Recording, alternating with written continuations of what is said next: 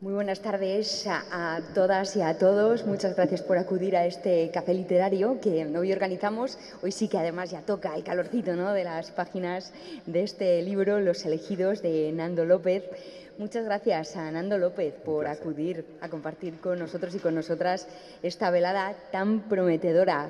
Bienvenido, Nando. Muchas gracias, Maika. Bueno, yo feliz de estar aquí, feliz de ver este espacio tan lleno para hablar de esta novela, así que muchísimas gracias, lo primero. Y luego de reencontrarnos, porque Maika y yo nos conocimos, ¿verdad?, hace ya muchos años, cuando yo todavía estaba empezando. Luego ya ha pasado un poquito de tiempo, no vamos a entrar en edades y tal, que este tema es más duro, pero qué bonito reencontrarnos con los elegidos, ¿no? Es un acontecimiento que vamos a estar celebrando mucho tiempo, además. Yo no suelo ser especialmente fan de las fajas, pero es que esta sí que tenemos que festejarla porque, claro, aquí pone quinta edición, Nando. Lo mismo nos hemos despistado y lleva por la sexta, no sé. Bueno, la verdad es que está yendo muy bien. Yo creo que la sexta va de camino y luego también va este año, ya va a salir la versión también de bolsillo, porque algo que ha pasado con este libro que a mí me hace especial ilusión. Esta es una novela evidentemente adulta, ¿no? Sabéis, yo creo que mucha gente que estáis aquí me conocéis, que escribo para público juvenil y público adulto, pero es verdad que mis lectores y mis lectoras se mezclan, y con este libro lo que está ocurriendo es que mucha gente muy joven se está aproximando a esta parte de la historia de nuestro país, a esta parte de la memoria LGTB, se está leyendo en muchos lugares en bachillerato, y de repente pues ha habido que acelerar una versión de bolsillo para que pueda ser más accesible para la gente más joven, ¿no? Y eso también a mí me hace especial ilusión, ¿no? Que sea un libro que de repente está como saliendo de un lugar y llegando cada vez a más personas, ¿no? Así que sí, muy bien. Debut de Nando López en novela histórica. Sí, yo había hecho, digamos que en juvenil sí me había atrevido a lo histórico, en una novela que se llama Los nombres del fuego, que ha tenido un recorrido bastante también interesante. Me atreví con esa parte complicadísima de la conquista y la colonización, ¿no? En el caso, es una novela que combina el presente con el siglo XV-XVI en México, o sea que es una novela que fue bastante complicada de escribir, pero era público joven.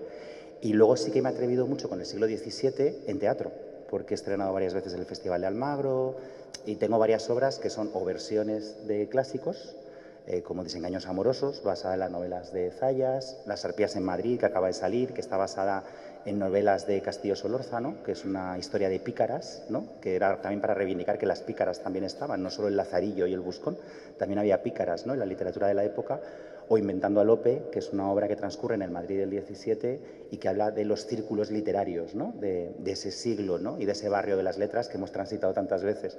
Ahí sí me había atrevido, pero siempre digamos que me atrevía con una parte histórica en la que me sentía más cómodo porque hay mucha distancia. Entonces nadie va a llegar al siglo XVII, creo, de una manera directa, salvo que tengáis ahí una máquina del tiempo extraña que yo desconozca y me puede decir, yo viví esto y no fue así.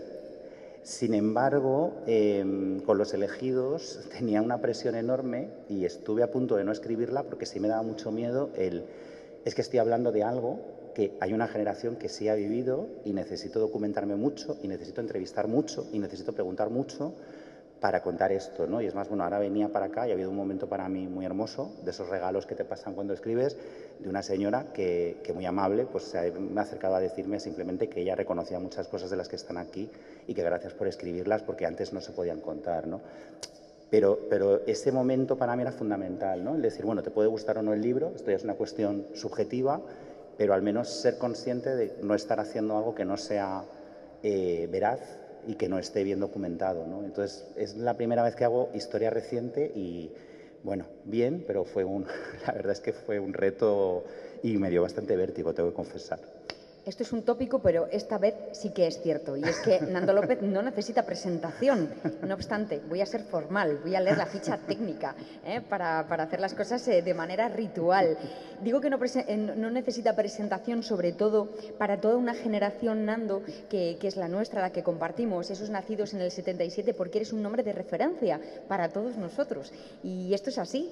Pero bueno, recordamos, Nando López, novelista, dramaturgo, también doctor cum laude en Filología Hispánica. En 2010 no podemos olvidar que fue finalista del Premio Nadal con La edad de la ira, un long seller.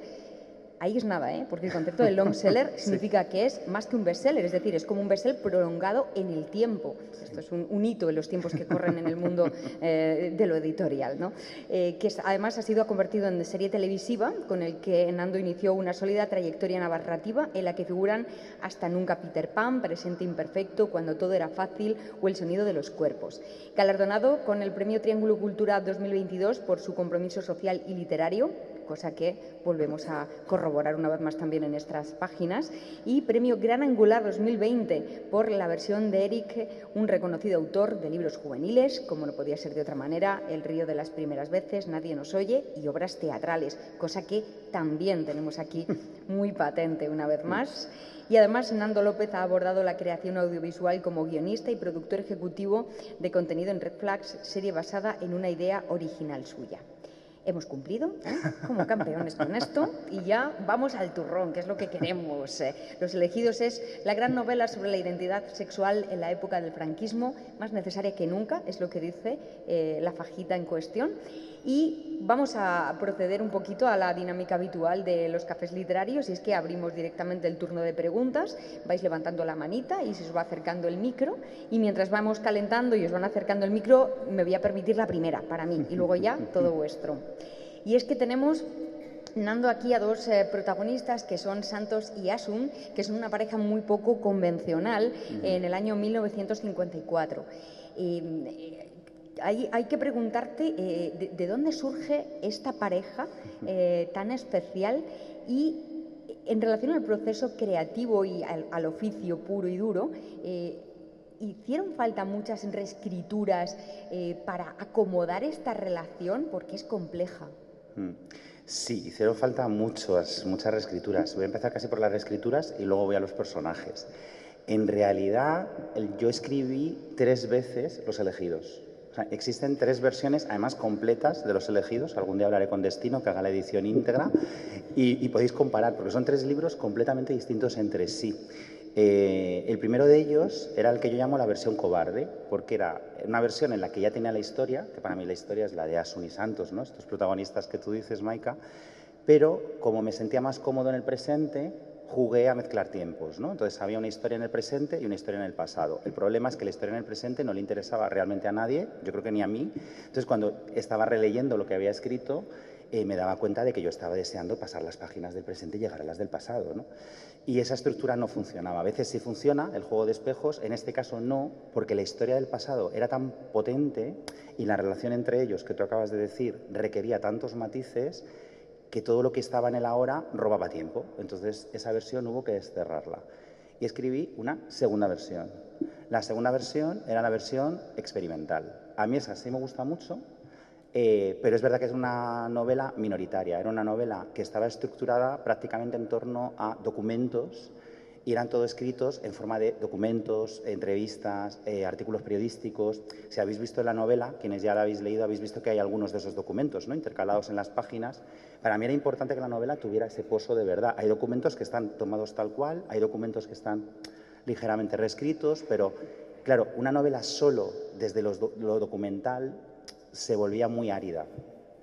Y lo que me fallaba en esa segunda versión, vuelve al corazón de lo que tú has dicho, era la emoción, ¿no? Al final la historia de ellos dos es una historia de amor. Y la tercera versión, que es la definitiva, fue cuando realmente dije, bueno, es que creo que tengo que ser valiente y estaba buscando como escudos, ¿no?, como escritor, el escudo de la documentación, el escudo de la estructura, y dije, no, tengo que lanzarme a corazón abierto y querer a Santos y a Asun y contarlo desde ahí, ¿no? Y ahí es cuando encontré el modo, con lo cual el proceso de documentación y escritura del libro me ha ocupado 7 años de mi vida.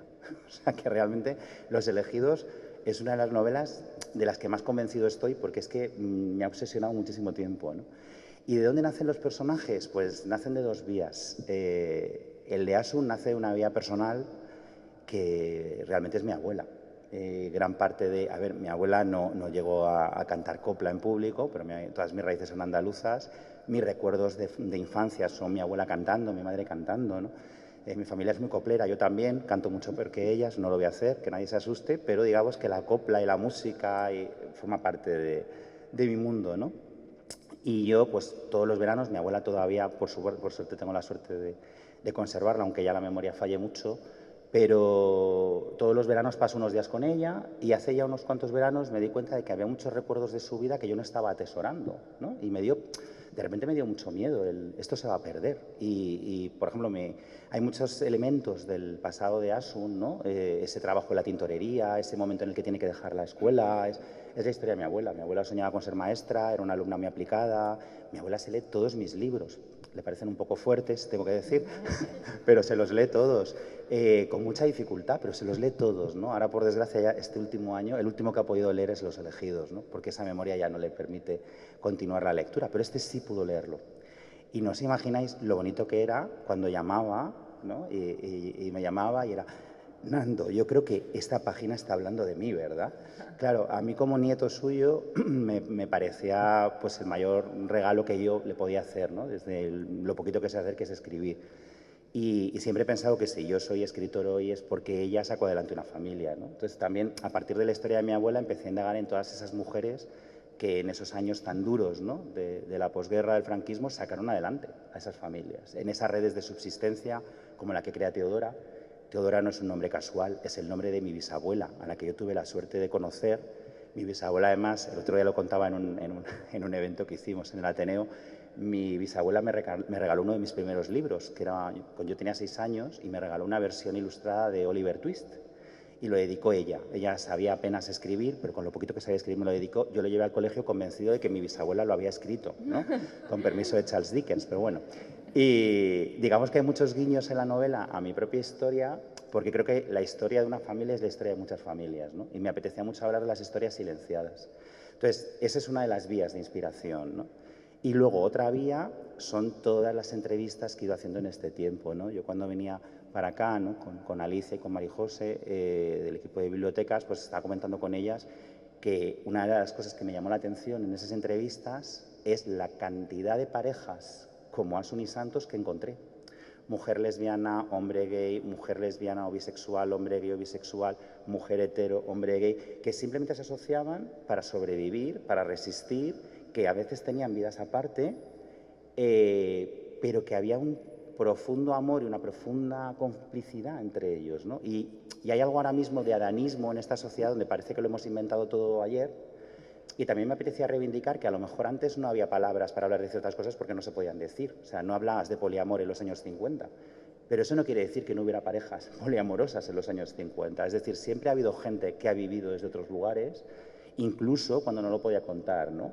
Y el dar con esas realidades a mí me ha inspirado mucho también, ¿no? Y me ha parecido como necesario contar eso y hablar de una historia de amor, como dice la faja, no convencional, porque es una historia de amor. O sea, se quieren mucho, se quieren desde un lugar que no es un lugar sexual, pero se quieren profundamente, ¿no? Y eso conecta con, y yo creo que a ellos pasará a todas y a todos, ¿no? Que tenemos relaciones de amistad que son más que una amistad. O sea, la palabra amistad a veces a mí se me queda muy corta, ¿no? Y yo creo que la amistad es una forma de amor profundísima y que hay unos vínculos que nacen de muchos sitios, ¿no? Entonces, bueno, a partir de ahí empecé ya a desarrollar los personajes y lo bonito es que tenía, digamos, testimonios de vidas reales para inspirarme en ellos, ¿no? Y eso era también como muy alentador, ¿no? Y poder contar una historia que, si os habéis dado cuenta, pese a toda la oscuridad y la dureza, creo que tiene una parte muy luminosa que es ese amor, ¿no? Es como que hay una realidad, ese piso de la calle Bordadores es la utopía, ¿no? Es al final el símbolo de la utopía. Cuando Asun le dice dentro, o sea, fuera haremos lo que nos digan, dentro no, dentro haremos lo que queramos, ¿no? Y eso también me parece importante, ¿no? El crear un entorno que ahí sí fuera luminoso a pesar de todo el dolor que tiene el libro y que soy consciente de que no se pasa especialmente bien, ¿no? Sobre todo en el último tramo. Ay, Nando, cómo nos gustaría leer la versión experimental, ¿eh? Nos has dicho bueno, ya eso, vamos a estar dándole vueltas. Lo mismo, Maika, lo mismo en algún momento sacamos toda la edición integral. Ahí, estaba viendo yo ya los apéndices de la nueva siguiente edición, todos a escribir a destino. ¿Por qué no? ¿Por qué no? ¿Quién sabe con el tiempo? Bueno, ahí queda, ¿eh? Le lanzaremos el guante, no lo dudes.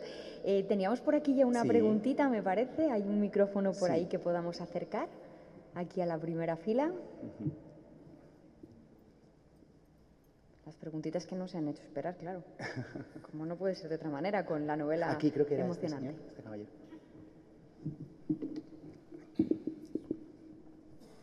Sí, buenas tardes. Buenas tardes. Yo tengo que decir que he leído el libro, he acabado justo a tiempo para este acto, acabé de leerlo ayer, me ha gustado la historia y te quería comentar que todos sabemos, pues está muy bien documentado, la mano dura con que el franquismo trataba a los homosexuales.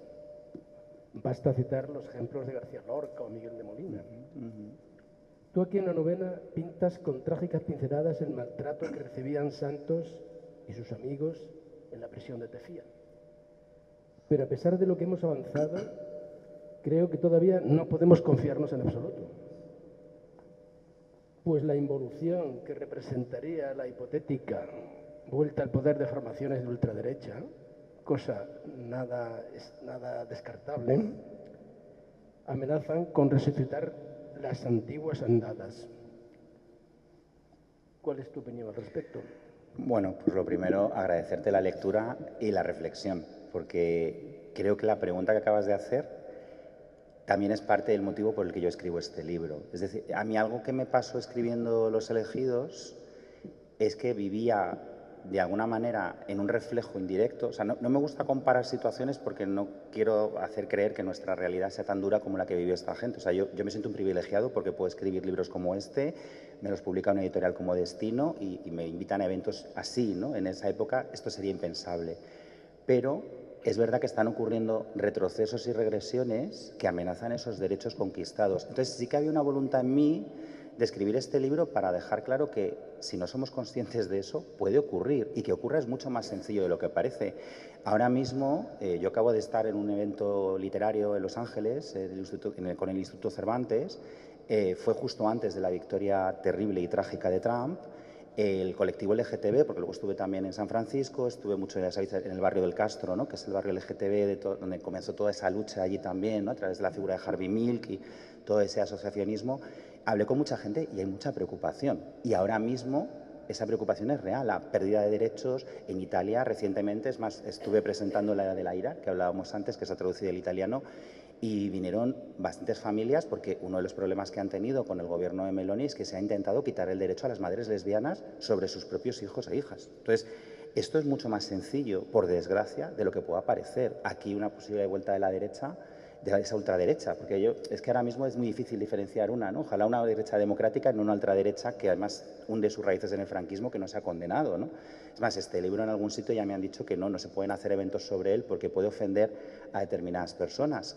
Bueno, pues es una pena que la historia nos ofenda, pero es que la historia es así. Es decir, yo no me he inventado Tefía, no me he inventado esa represión. Ojalá me hubiera inventado esto, ojalá esto no hubiera pasado, ¿no? Entonces, a mí el hecho de escribir Los elegidos también conectaba con esa voluntad de, es que si no tenemos una conciencia política, si no tenemos una memoria histórica, somos muy vulnerables. Y es más, algo que me está pasando en muchos encuentros es que mucha gente, sobre todo gente más joven, te pregunta, ¿pero esto es verdad? ¿Pero esto existió? ¿Pero esto pasaba? Cuando yo llegué a Tefía, la primera vez que yo fui para documentarme al campo de concentración de Fuerteventura, nadie me sabía llevar. Los primeros taxistas con los que hablé en el propio hotel me decían, ¿pero quieres ver el molino? Porque hay un molino allí muy conocido. Y yo, no, el molino no, yo quiero visitar el campo de concentración. No sabían de lo que les hablaba. Gente de la propia isla. Cuando ya me llevaron, el taxista y vio aquello, dijo, anda, pero si este es un lugar de campamentos juveniles y yo he estado aquí en un campamento juvenil, que un campo de concentración se use de albergue juvenil me parece muy perverso. Es un lugar que debería estar señalizado, contado, explicado. El mero hecho, no sé si habéis ido y lo habéis visitado, es una visita espeluznante. Espeluznante. Es un lugar, como se cuenta en la novela, pedregoso, árido, sin una sola sombra, y no hay verjas ni vallas porque no hay escapatoria. Entonces, si cualquiera que intentara huir, moría deshidratado, moría desnutrido. O sea, no, es un lugar de muerte, ¿no? Y yo no paraba de pensar, yo fui allí con mi marido y algo que pensábamos era, es que podríamos haber estado aquí. Es decir, nos separan unas décadas, pero podríamos haber estado aquí. Mientras yo estaba escribiendo esto, ocurrían cosas terribles como el asesinato a Samuel Luiz en este país hace apenas 3 años. Ahora estamos asistiendo a un juicio en el que se está poniendo en duda que un asesinato al grito de maricón de mierda, que fue lo último que escuchó Samuel antes de responder un maricón de qué, que fueron sus últimas palabras, se está poniendo en duda que eso fuera homofobia. Se está poniendo en duda si para que algo sea homofobia el agresor tiene que conocer o no tu orientación sexoafectiva, cuando la homofobia está siempre en la mirada de quien agrede, no en quién eres, ¿no? Y eso ha pasado hace 3 años. yo escribí, que por eso lo he sacado, para quien tenga interés en eso que está pasando ahora, escribí este libro de relatos, este es previo a Los elegidos, se llama Presente Imperfecto. Son 12 relatos que hablan de 12 historias de diferentes generaciones. Aquí hay un relato que es un poco el germen de Los elegidos. Mientras estaba con la novela ahí sale un personaje que tiene un poquito que ver. Y el último relato se llama Maricón de qué, precisamente, y está escrito, es la única vez que yo he hecho autoficción, y está escrito en los días del asesinato de Samuel, lo que nos pasó, yo creo, y lo que sentimos, ¿no?, al ver ese horror y al comprobar que esa violencia sigue ocurriendo. Y como cuento ahí, una de las cosas que a mí me pasaron en esos días fue que una madre de una chica bisexual me escribió y me dijo, mira, yo te escribo porque estoy muy triste, no solo por lo que ha pasado, sino porque mi hija, que tiene 15 años, ha pasado de llevar orgullosa su pulsera arcoíris al instituto a quitársela porque me ha dicho, mamá, es que ahora tengo miedo. Que de repente el miedo que nos ha costado tanto vencer vuelva, ¿no? Y yo ponía hace poco en mis redes, en Instagram, estuve la semana pasada de encuentros literarios también en Galicia y fui al lugar donde mataron a Samuel porque quería, bueno, pues necesitaba estar allí, la verdad, ¿no? Un momento de homenaje personal y porque sé que todos los días hay personas que llevan flores.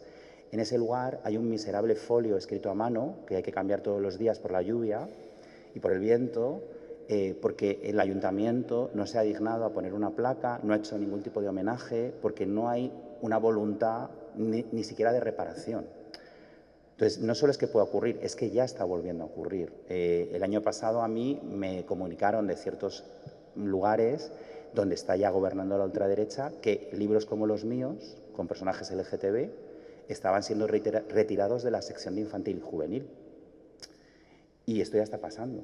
O sea, ya hay una censura activa. Se han prohibido películas tan peligrosas como Lightyear, la película esta de Pixar, donde hay una escena en la que dos personajes, dos mujeres, se dan un beso. Bueno, un beso que dura como medio microsegundo. Si cierras los ojos te lo pierdes, ¿no? O sea, pero estamos ahí. Yo recibía también hace unos meses un mensaje de una madre indignada porque en el instituto de su hija leen una de mis obras de teatro donde dos niñas de 12 años viven su primer amor, ¿no? Hay muchas tramas en esa historia, pero una de ellas es ese primer amor. Y yo lo escribí porque a mí con 12 años me habría ayudado muchísimo leer algo bonito y algo positivo donde yo tuviera una esperanza de futuro, ¿no? Entonces, bueno, que ahora mismo estamos en ese contexto y creo ahí, y que es un poco de lo que hablan Los elegidos, que la cultura tiene que intervenir. Es decir, que la cultura se tiene que manchar y tiene que contar y tiene que abordar estos temas y que es verdad que puede ser más cómodo escribir sobre otras cosas o más comercial, pero creo que un libro es demasiado valioso como para pervertirlo, ¿no? Entonces yo me lancé a esto en parte por lo que tú estás diciendo, porque creo que esa amenaza es cierta, porque está ocurriendo ahora mismo en Estados Unidos, las personas trans están haciendo acopio de todo tipo de hormonas, tratamientos, porque tienen miedo a que eso se prohíba, se vete y no se pueda conseguir. Es que estamos a un paso del cuento de la criada. Si no está ocurriendo ya, por no hablar de aquellos países, que son casi 70, donde ser LGTB a fecha de hoy sigue siendo delito. Es decir, que yo hablo de aquellos donde hemos conquistado una cierta igualdad, pero pensemos en todos los que no. Claro, es que hace 3 años estuve en Marruecos en un encuentro literario, iban a montar en un instituto español una de mis obras y de nuevo, como uno de los personajes del LGTB, las profesoras me pidieron que yo diera una charla a las familias para justificar ese personaje y esa historia. Yo lo hice. O sea, hay una parte de activismo que haces. Por otro lado, piensas, bueno, al final tiene un coste, ¿no?, de exposición. A veces, lo que hablaba al principio, ¿no?, antes de entrar, digo, a veces me gustaría escribir cosas más ligeras que no supusieran una exposición personal siempre tan fuerte, pero sí que hay algo en Los elegidos de defensa del compromiso cultural que tiene que ver con mi manera de ver el mundo, ¿no? Y que creo firmemente que si la literatura, como dice en un momento de la novela, no fuera tan peligrosa, no la prohibirían. Porque al final esto, que una historia como esta te llegue, creo que sí que ayuda a hablar de estos temas, a que se planteen preguntas como la tuya, a que nos planteemos eso y sobre todo a que no se olvide lo que ha pasado. O sea, para mí era muy importante el no olvidar, ¿no? Cuando yo llegué a Tefía y vi que no hay recuerdo de aquello, más allá del trabajo que hacen determinadas asociaciones, pero no hay un recuerdo general de esto, ¿no? Y esto me parece muy peligroso, porque además estamos entrando en el negacionismo histórico. A mí ya me han dicho varias veces, y esto he tenido como que defenderlo, y da igual que enseñes el documento histórico, porque el negacionismo no ve más allá, ¿no?, de esa absoluta ignorancia, ¿no?, y ese odio profundo a cualquier tipo de verdad. que en la República, en la Segunda República, también existía, que es cuando se crea la Ley de Vagos y Maleantes. Y es, bueno, que la Ley de Vagos y Maleantes fuera previa al franquismo es una cosa, que la reforma que incluye a los homosexuales es del franquismo y es de julio de 1954 es otra. Y en lo que tenéis en la novela es una reproducción del BOE, donde aparece tal cual esa ley y ese artículo 6º, ¿no?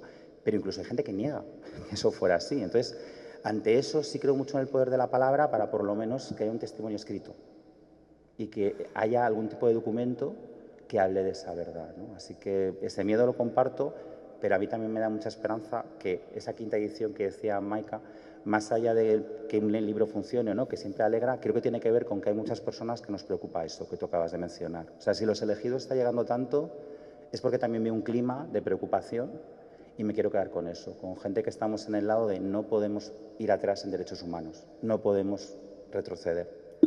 Y a lo mejor hay peco de optimismo, pero necesito tenerlo también, porque si no el contexto que tenemos es demoledor, ¿no? Así que nada, muchísimas gracias por la reflexión. Por aquí también tenemos más preguntitas, Sí, por ahí en las también. primeras filas. Sí, y ahí también hay una chica. Sí, por Después allí va. Bueno, yo primero darte las gracias por ser el referente juvenil ahora mismo, vamos, importantísimo. A mi hijo le has ayudado mucho. Gracias.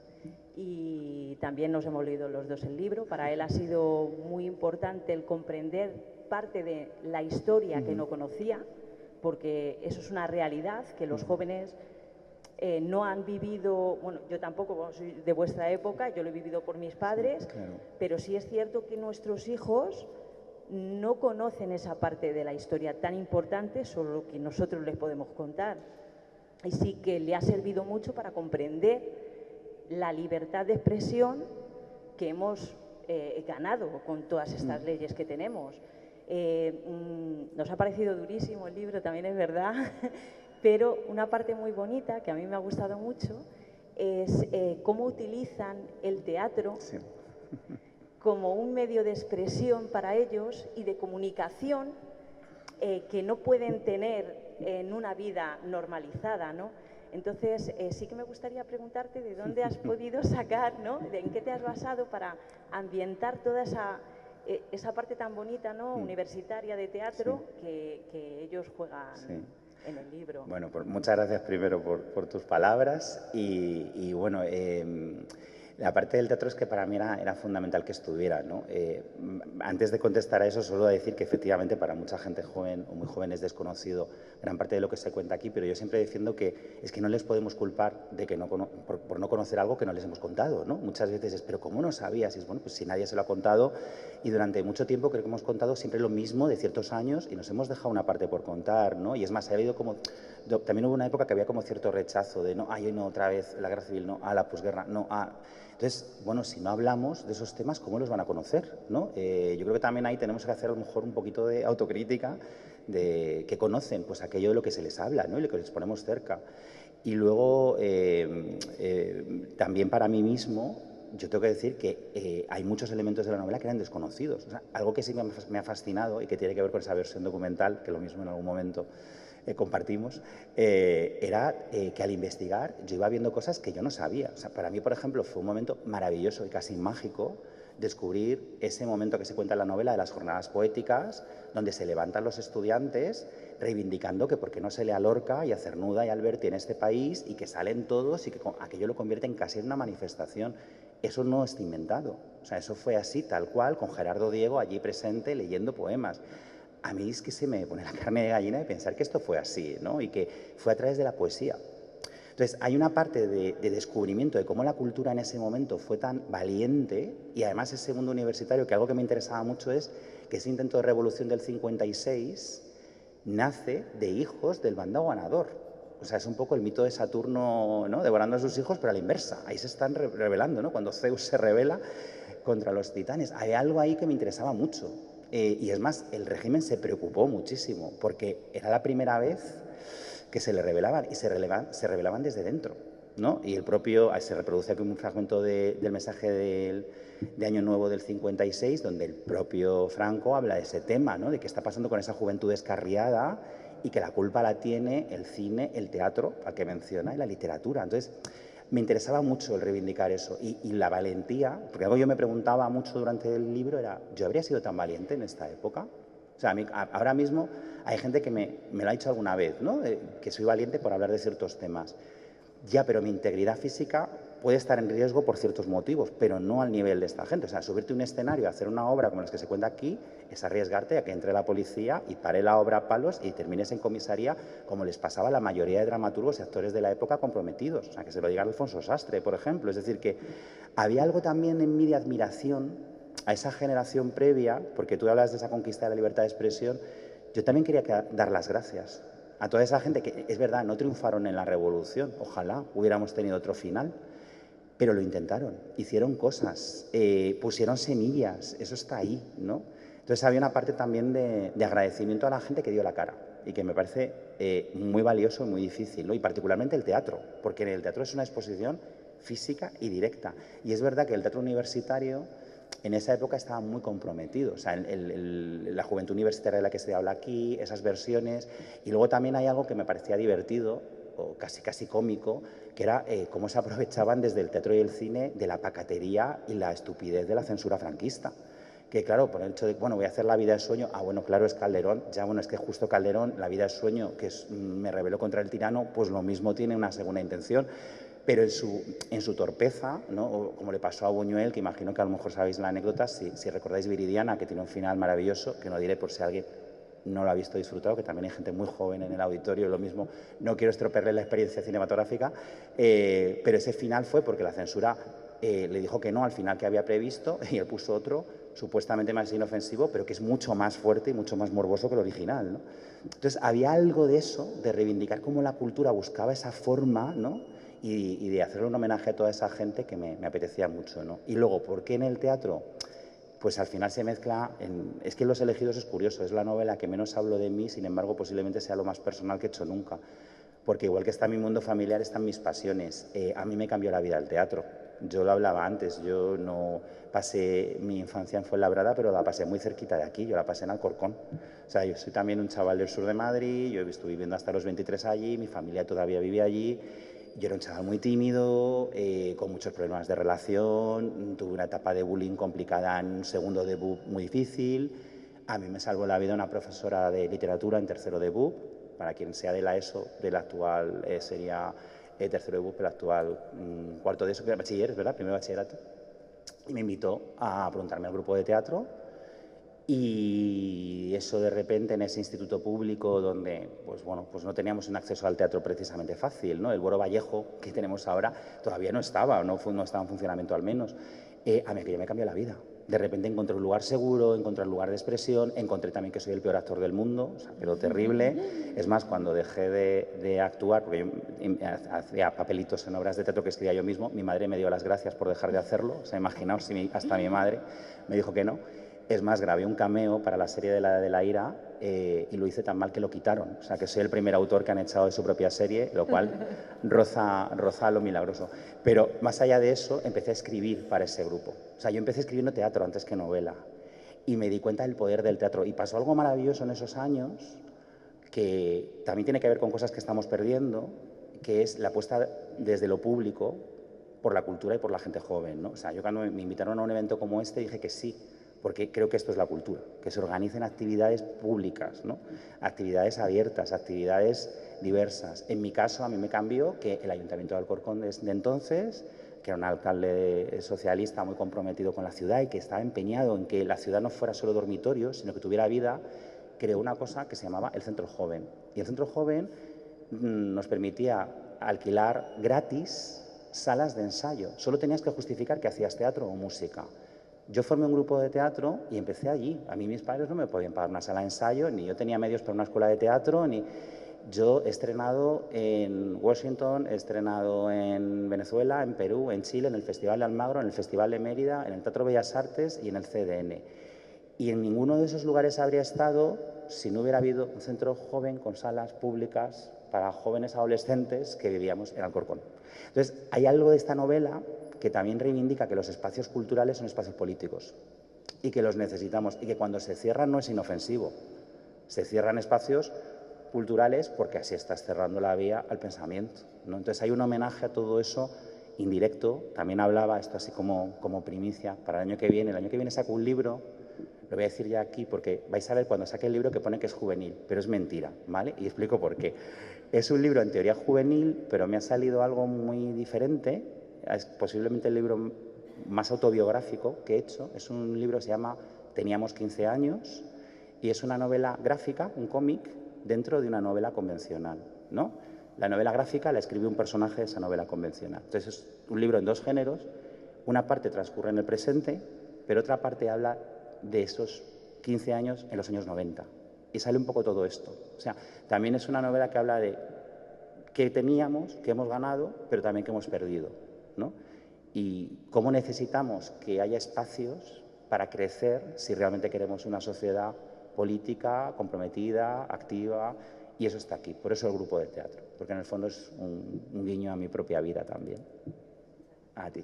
¿Más cosas? Creo que hay una mano por allí. Sí, hay otra por aquí.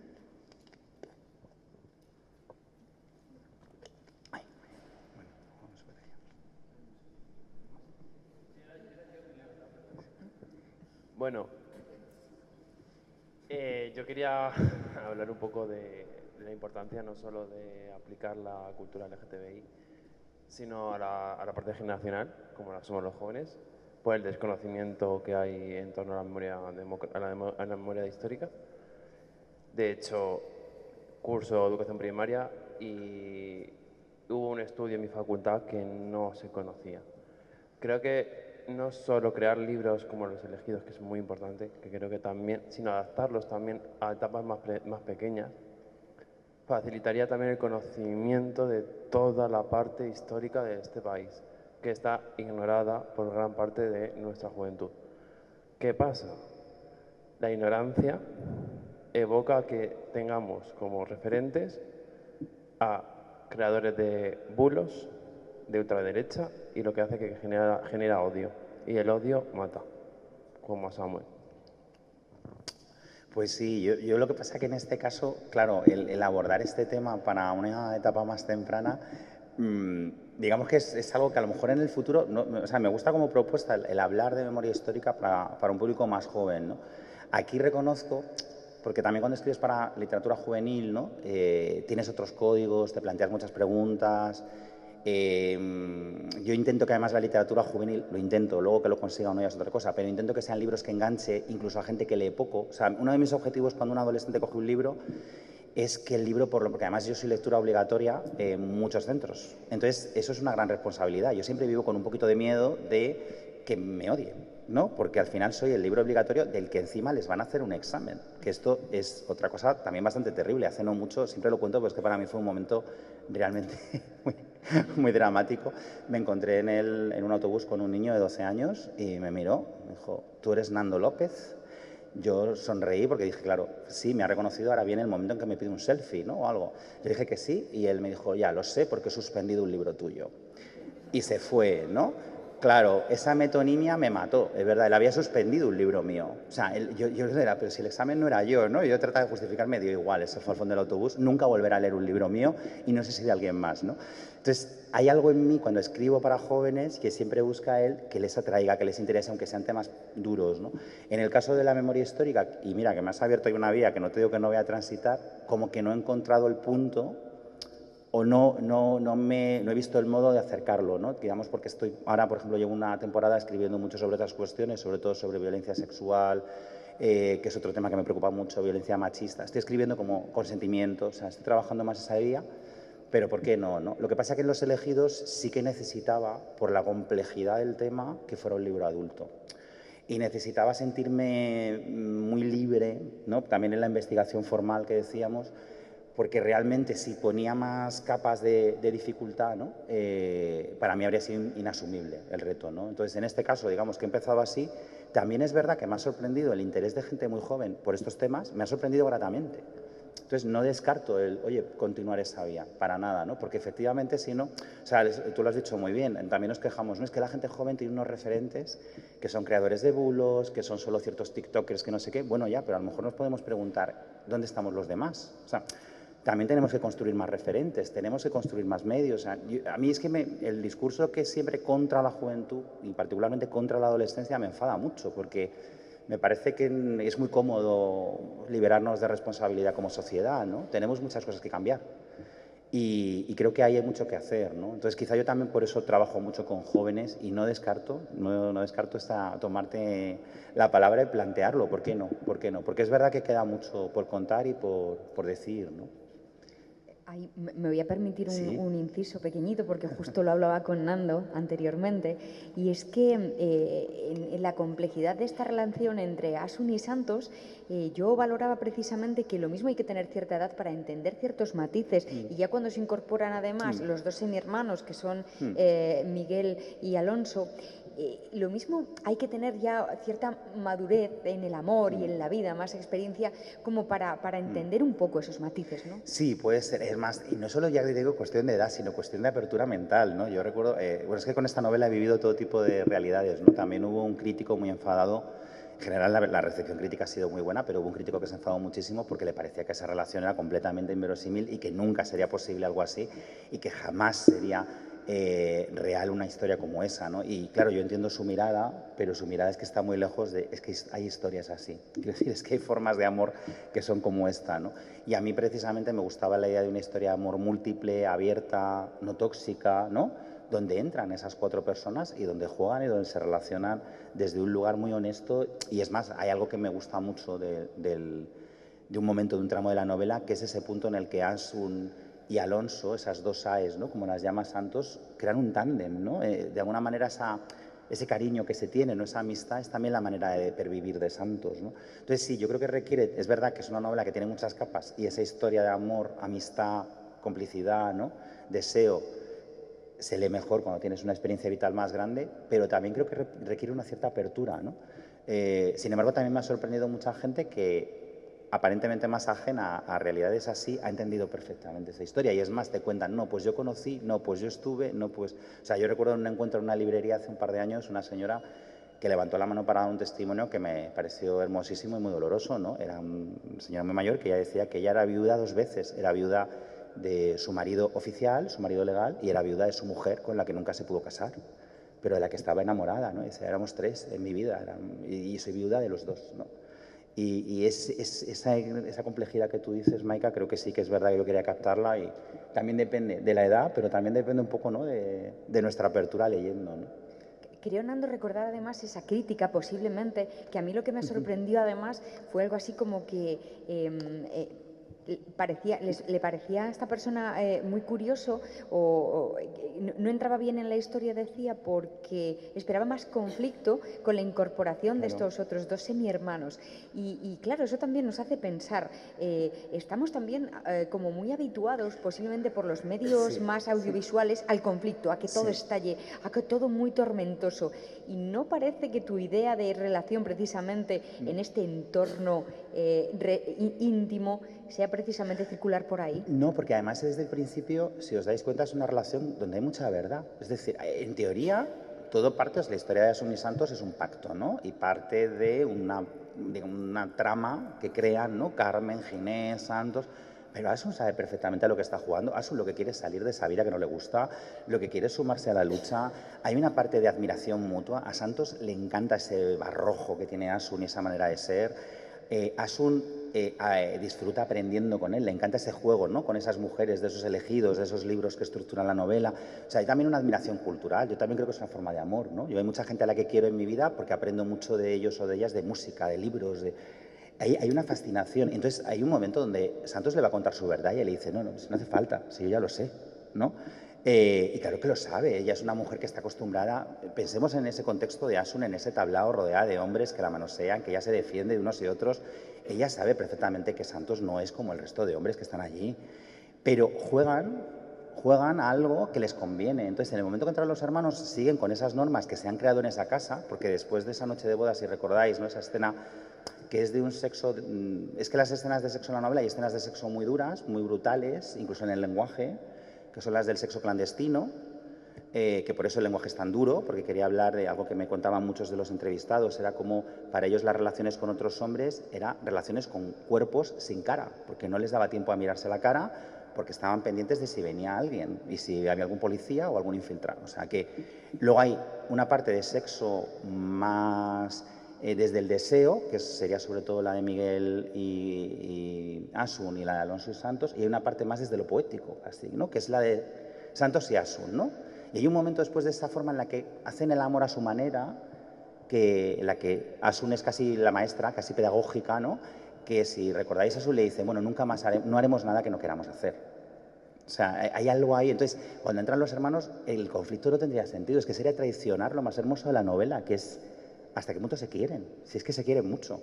Y es más, para mí, como autor, yo me ponía en su piel todo el rato, porque yo juego mucho a eso. Creo que es importante cuando escribes un libro creerte a tus personajes. Si tienes un conflicto tan fuerte fuera, creo que también eso te ayuda a colocar otras cosas en un lugar más pequeño, ¿no? O sea, cómo relativizamos a veces. Entonces, no me interesaba el melodrama dentro de esa casa porque me parecía tópico y me parecía que no era lo que yo quería contar. Y además me parecía incongruente con el verdadero conflicto que está fuera de esas paredes. Es que estamos hablando de una lucha muy complicada, de mucho miedo, de mucha tensión, de unos eventos como los del febrero del 56 que fueron muy, muy movidos, que acabaron, como se cuenta en el libro, con un ministro de Educación, con un rector de la universidad. O sea, de repente, ¿no? Esta es otra cosa, ¿no? Estás en una lucha más grande. Y sí, este crítico esperaba más conflicto, pero claro, yo lo que pensé, respetando su opinión, por supuesto, insisto, la literatura lo maravilloso es que es subjetiva, era, ya, pero entonces no has entendido el corazón de la novela, porque el corazón de la novela habla del amor como generosidad. Y aquí, para mí, esa generosidad es lo que define ese cuarteto, ¿no? Ese cuarteto. Creo que también tenemos aquí... Sí, sí. ¿Se puede? ¿Sí? ¿No? Bueno, pues dilo, que te escuchamos y si no lo repito yo la pregunta. A ver, ¿ahora?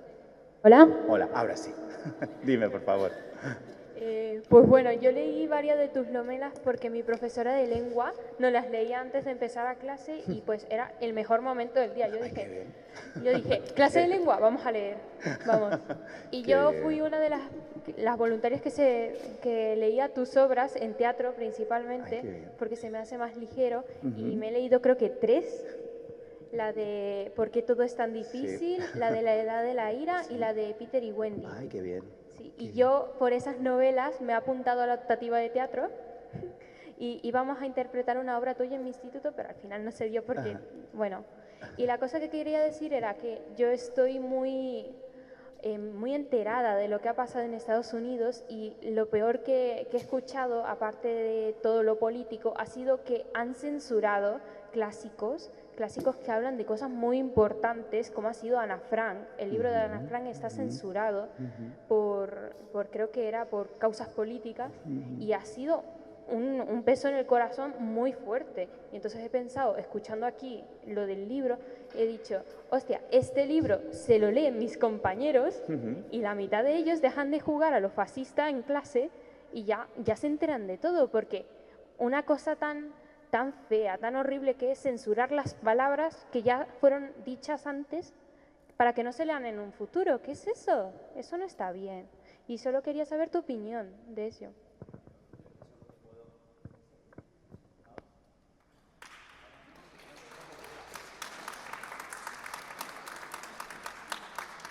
Ah, ¿que está aquí? Ah, perdón. Bueno, que hemos tenido el cambio. Bueno, el aplauso merecidísimo. Yo me sumo al aplauso, sin duda. Lo primero, gracias por haber leído esas obras de teatro. Me encanta que te hayas apuntado a teatro. Espero que sea una experiencia bonita. A mí me ayudó un montón, de verdad. Y gracias a tu profesora de lengua por empezar leyendo.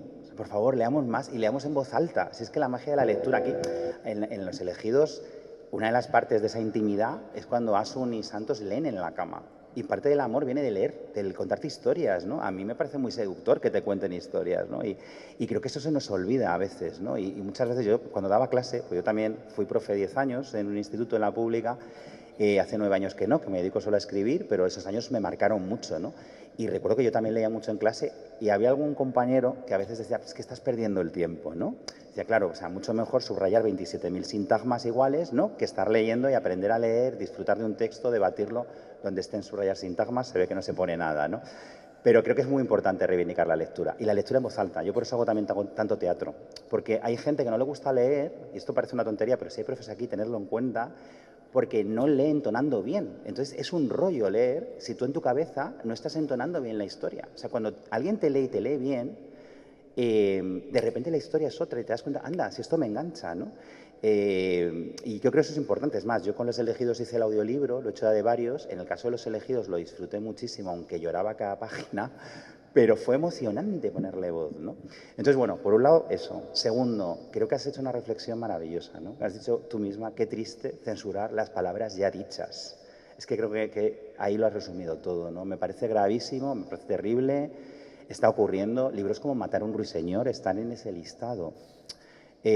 Claro, ¿qué libros están en ese listado? Los libros feministas, los libros antirracistas, los libros anticapacitistas y los libros con personajes LGTB. Ahí estamos, ¿no?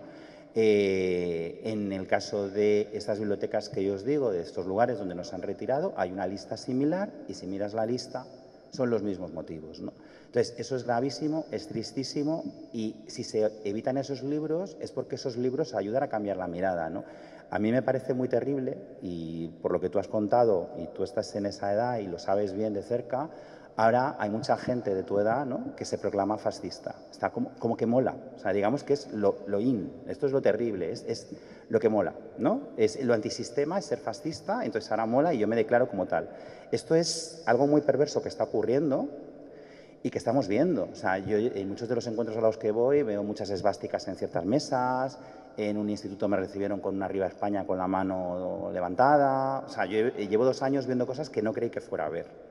Pero creo que tiene que ver con algo que tú has dicho. Tú has dicho, si leyeran este libro, a lo mejor se daban cuenta de lo que están haciendo. No solo que lean este libro, que lean el que quieran, pero creo que sí es importante explicar qué están haciendo. O sea, creo que hay una gran parte, o sea, en mi experiencia, en el instituto este que os digo donde me recibieron eran casi 300 chavales, imaginaos, porque era un instituto muy grande y eran varios niveles.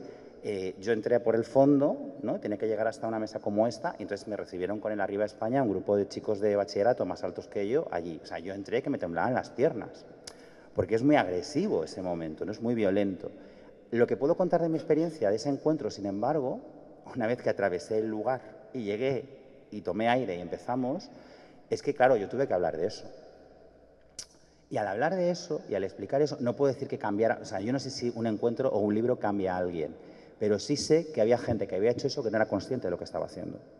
O sea, creo que, por eso lo que hablábamos de explicar, de contar, o sea, me parece muy importante, no sé que lean este libro, que lean alguno, y que hablemos de ello, y que recomendemos estos libros, y que haya películas y documentales y obras de teatro, y que entiendan el significado de lo que se está haciendo, porque llegamos a paradojas terribles, como voy a votar a un partido fascista, por ejemplo, claramente racista, y soy una persona racializada. Voy a votar un partido homófobo y soy una persona LGTB. ¿No? O sea, eso está pasando. Entonces, yo ahí sí creo, de verdad, que hay una parte de esa juventud de gente de 15, 14, 16 años que te dice, no, yo es que soy facha, que no sabe lo que está diciendo. Una cosa es que tú seas de derechas o que seas de izquierdas. Es decir, yo no hablo de cada cual que tenga sus ideas políticas, pero el decir o decir, no, es que yo admiro a Hitler, es que, claro, no os podéis imaginar la cantidad de cosas que me llegan a mí en redes sociales, que yo recibo cosas como esa. Yo creo que vienen de gente que realmente no sabe lo que está contando. Porque luego vemos la lista de Schindler y lloramos, o El pianista y lloramos, pero estamos pensando más allá de... Entonces, sí creo ahí que la cultura, me ha gustado mucho lo que has dicho, y tú misma lo has expresado muy bien, si leyeran historias así, pues sí, yo sí creo en eso. Ya te digo, no sé si hace poco en un encuentro en Coruña me preguntaba una chica de bachillerato también si yo creía que un libro puede cambiar a alguien, ¿no? Y puede cambiar algo. Y a gente que no, era un libro, habían leído Las Durmientes, que habla de violencia sexual, y ella luego su reflexión era que la violencia sexual, por desgracia, cree que está muy presente en el día a día, que esa violencia es muy constante en la sociedad y que si un libro podría hacer cambiar la mirada de alguien que negara esa violencia, ¿no? A mí, en otro contexto, me habría encantado decirle un sí rotundo. Yo ahora no estoy en el momento más optimista al respecto porque lo que estamos viviendo es desolador. Pero lo que sí le dije es que creo 2 cosas. Uno, que al que está en el lado contrario, por lo menos a lo mejor le plantea alguna duda, y ya eso ya es suficiente, que hable una grieta al menos de duda. Y 2, que yo creo que ahora mismo escribo más para la gente que necesitamos que nos cuenten que para el otro lado. Es decir, que yo cuando escribo, por ejemplo, Los elegidos o los libros que tú has mencionado, escribo también para la gente que necesitamos estas historias, que necesitamos estos referentes, porque no puedo estar escribiendo pensando en convencer. O sea, eso te lleva al final a la propaganda y yo quiero hacer literatura. Entonces yo escribo historias que me importan, pensando en la gente que sé que las va a disfrutar y con la esperanza de que si alguien está en otro sector ideológico, al menos las lea y le pueda crear ciertas dudas y podamos crear cierto diálogo, ¿no? Pero sí me parece fundamental que a esa generación, cuando digan eso, ¿no?, de yo soy fascista, le expliquemos qué es el fascismo. Y que si lo dicen, sepan lo que están diciendo. Creo que hay una parte de ignorancia que tú has definido muy bien. Pero bueno, voces como la tuya, y mira, que estés aquí una tarde de jueves hablando de todo esto, pues a mí me da mucha esperanza también en tu generación. O sea que muchas gracias por estar aquí, de verdad. ¿Más? ¿Hay Sí, más manos? ahí. Ay, sí, por favor. Pues el micro. ¿Tenemos micro? No sé quién tiene Sí, micro. Ah. ahí está. Aquí. Aquí y luego ahí, aquí. Vamos a ver. Hola, Hola, buenas tardes. Pues nada, he estado analizando y escuchando todo el tema. Yo tengo experiencia de la vida, yo sí. Yo estuve de puertas en Ática, en el Radicar, en el Frame, en el Voltereta. A mí me pagaban para limpiar. Y entonces, me acuerdo yo del señor Tierno Galván, decía, poneros y al loro y todo esto. Y fue en los años 80. Estuve haciendo los conciertos en la empresa Lito con Miguel Ríos, Ana Belén, Víctor Manuel, cuando murió el de Triana y todo esto. Y te puedo decir que, bueno, la Voltereta, por ejemplo, era de transexuales y gente de esta que vivían de puta madre, que no había ningún problema. Había garitos, por ejemplo, estaban los modes, los siniestros, cada uno tenía, y ibas a tus garitos y tal, y a ti te respetaban. Tú no. ¿Qué es lo que traía el problema este? Los problemas que traía mayormente era en los años 80 la heroína. Murieron muchos amigos míos en Villaverde Bajo, muchos. Y mi pregunta es la siguiente. Yo he vivido la noche hasta los 90 o por ahí. Lo he vivido, yo ya soy mayor también, aunque parezca que soy joven, ya soy muy mayor. He sido profesor de artes marciales. Y lo que ahora me preocupa es la juventud que hay ahora. Y me da miedo, porque son inconscientes. Ahora, aparte de haber otra gente, están los nietas, están los trinitarios, están toda esta gente que... Y es lo que mayormente me está preocupando en esta sociedad. Porque, bueno, la otra pasada, bueno, el fascismo cada uno lo puede interpretar de su manera. El partido, por ejemplo, de Hitler, tú sabes que es el partido nacionalista, socialista, nacionalista alemán. Pero eso no tiene que ver nada. Si había grupos de izquierdas también que tela marinera, yo me retiré, a mi garito no pasaban, claro, eso está, porque salían el problema. Y mi pregunta es, ¿cómo ves ahora el futuro de los jóvenes? Bueno, yo varias cosas.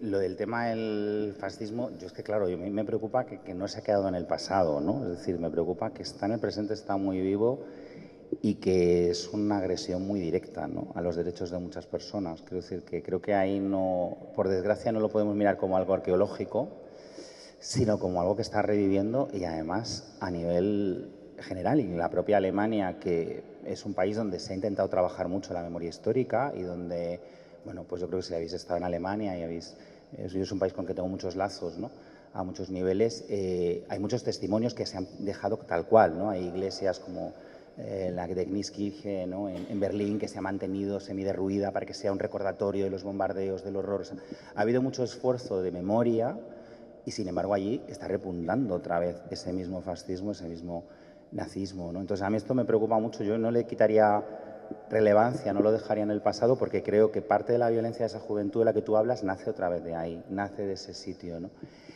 Ahora, yo, dentro de lo que veo de la juventud, insisto, es que yo creo que al final la juventud la ponemos siempre como el ejemplo en el que de alguna manera descargamos todo lo que no nos gusta de esta sociedad. Es decir, esas violencias que tú estás viendo, en el fondo, son violencias que vemos en grupos de cualquier edad.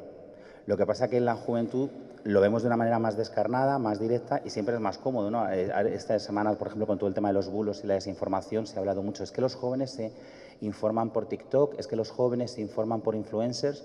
Bueno, tenemos al mundo adulto que no lee un artículo, que se informa por un titular y que comparte.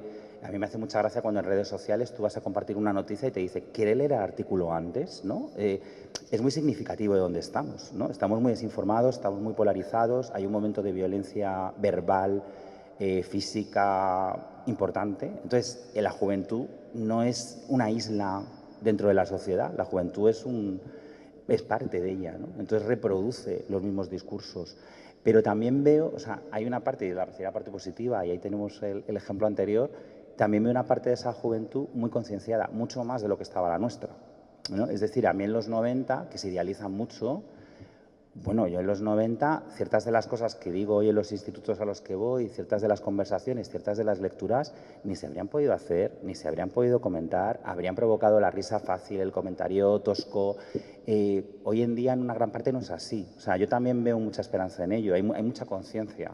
Lo que pasa es que también es una generación muy desencantada muy pronto. Es una generación que está creciendo en medio de un cambio climático brutal, una crisis económica brutal, una precariedad absoluta. Se han comido en su primera infancia o preadolescencia una pandemia.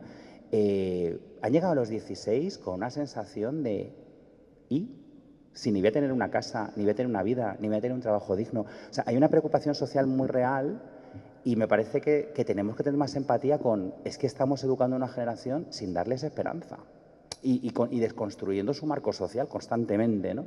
Entonces, bueno, yo creo que el análisis es complejo. En mi caso, claro, yo tengo la suerte de que por el tipo de libros que escribo, el tipo de joven con quien me relaciono es un joven pues con intereses, con inquietudes. Entonces, tengo la suerte de ver esa parte, ¿no? Y yo creo que también tenemos que aferrarnos ahí a la gente que está, pues tú hablabas de las artes marciales, la gente que está en el deporte, que está en la música, hay muchísimos jóvenes haciendo cosas, ¿no? Y con ganas, ¿no? Yo me quedaría con eso. Y luego, mira, ya por cerrar, que había otra mano también por ahí, pero has mencionado una generación que me parece también muy importante, es que estoy trabajando justo en ello, en un género distinto, que no es novela, en un musical, para hablar de esos finales de los 80, principios de los 90, de toda esa generación perdida por la heroína, por el VIH, toda esa generación que ha dejado un legado, pero que no está, ¿no? Perdimos una generación completa, prácticamente, ¿no? Y bueno, estoy trabajando en ello con testimonios de gente que vivió esos años, ¿no? Y estamos trabajando en un musical y bueno, lo dejo caer por si os gusta el género musical, estamos en ello y ya se pueden escuchar 3 canciones de ese musical. Si entráis en Spotify y buscáis Tiempo y ponéis mi nombre y Andreu Gallén, Andreu es el compositor, pues podéis escuchar 3 temas y de momento hemos hecho eso, que es como el principio, digamos, la semilla de la obra no se estrenará hasta el 26, pero justo estamos también un poco en la línea de memoria histórica, solo que un poquito posterior, ¿no? Hablar de esos parques donde te bajabas y de repente estaban llenos de jeringuillas, que todo el mundo ahora habla de los 80 como si fuera la edad dorada de nuestra realidad y se olvidan de cosas que no lo eran, ¿no? O esos 90 donde yo cuando voy ahora a un instituto, hemos hablado de la parte negativa, pero la parte positiva es que yo llego ahora a un instituto y tengo una bandera LGTB en el hall en muchos centros. Cuando yo estudiaba no había ni una. A mí eso me habría cambiado la vida. Yo ahora cuando voy a casa de mis padres, en la rotonda por la que paso, que era la de mi instituto, ¿no? Porque en el colegio estaba al ladito de la casa de mis padres, en esa rotonda de Alcorcón, que creo que se llama La Terremoto, me parece, hay una bandera LGTB. Yo pasé años por esa rotonda corriendo a casa para que no me dijeran marica más veces los que se metían conmigo en el patio. Hoy en día pienso, ¿cómo habría sido mi infancia si yo hubiera pasado y hubiera tenido eso ahí? Que parecerá pequeño, pero es que no lo es. Entonces, bueno, también el hablar de ese momento también me interesa porque se habla desde ese lugar, siempre desde un olvido del contexto que también fue difícil, ¿no? Y todo ese tema de esa generación perdida tan joven, ¿no? O bien por el caballo, o bien por el VIH, o por ambos, porque había una conexión, ¿no? Entre ellos, ¿no? Así que, bueno, mucho que contar ahí también. Muchas gracias. Voy a contar. Yo cuando me crié en Villaverde, los bullying nunca me han gustado, porque yo también sufrí bullying. Y había un chaval que era homosexual y yo siempre le defendía, porque era el más grande del colegio y todo esto.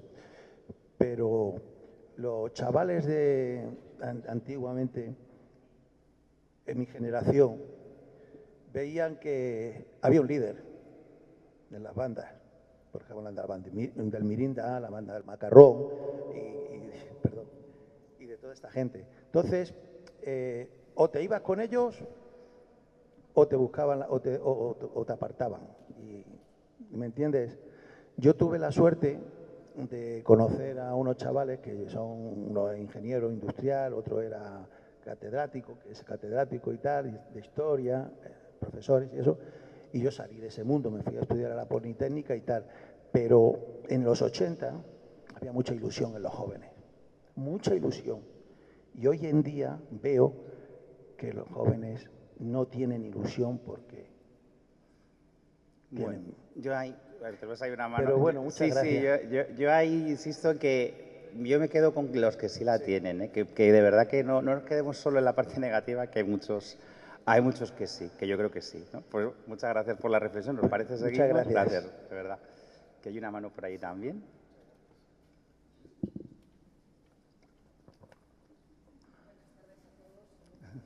Gracias. Hola. Buenas tardes. Buenas Lo tardes. primero, darte las gracias, Nando, por estar aquí, a ti y a toda la organización, desde bibliotecas, ayuntamiento, que tengamos aquí en Maica. Y antes de nada, un poquito a colación de lo que dice el compañero, pero no puedo olvidarme de la intervención de Sofía.